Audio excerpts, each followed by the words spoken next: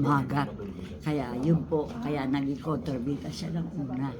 Nagsimula siya sa mga kasakasama ni Robin Padilla noon.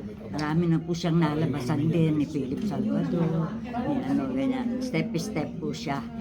Tapos, nung bandang huli po, ayan, naisip niyang mag-direct. Pero matagal-tagal pa bago siya nakaisip mag-direct. Nakakuha naman siya ng award. Nakakuha po siya ng award sa state dahil meron siyang mga short film. Nagbigyan siya ng award. Meron pa nga po siyang ginawa, yung anak niya, tsaka sila Smokey at Charlie Cepeda, binata ng Bigay Scholarship. Nagkaroon po siya ng ako hindi ko po iniisip na maging artista yung anak ko yan. Kaya nung pong siya'y makuha nga nitong chairman barangay na mag-artista, tuwan-tuwa po ako. Hindi ko akalain. Tinanong ka kung gusto mong mag-artista. Parang hindi po ako makapaniwala. Kasi magiging artista yun ako. Di sinubukan nga, naging artista. Yun, nagsimula na po siya. Nakakatuwa naman. Noon nabigyan siya ng picture sa dyaryo, tuwan-tuwa ako. At saka mga picture niya, pinagmamalaki ko sa mga kakilala ko na artista na ako. Ganun pala yun.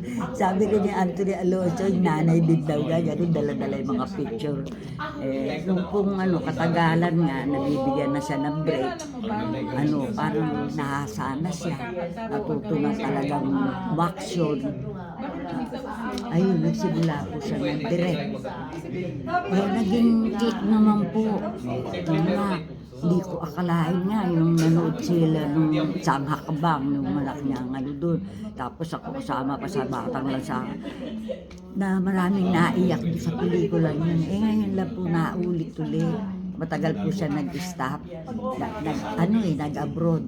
Yun nga, nakarating sa New York, sa Japan, sa iba-iba pong lugar.